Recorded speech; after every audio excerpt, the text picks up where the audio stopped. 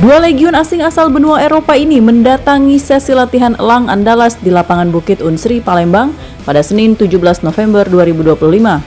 Mereka adalah Salem Capcop, gelandang serang asal Swedia berpaspor Turki, dikenal sebagai otak serangan, kelahiran 22 Juli 1996. Kemudian Kasmir Zarfali, striker asal Norwegia, kelahiran 22 Februari 1999 berpaspor Afghanistan. Keduanya saat ini sedang liburan di Palembang sambil menjaga kondisi tubuh. Namun, nama besar Sriwijaya FC membuat keduanya berminat berseragam Laskar Wongkito.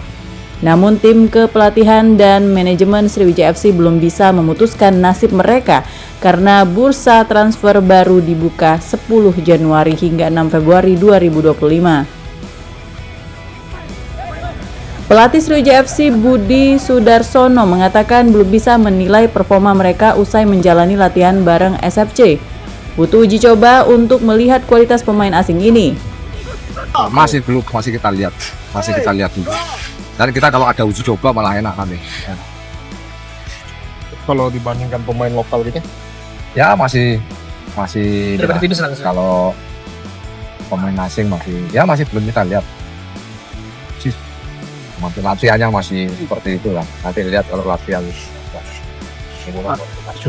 Selain kedua pemain Liga Norwegia itu, Sriwijaya FC juga membidik Mikael Enu asal Ghana yang berposisi sebagai bek tengah.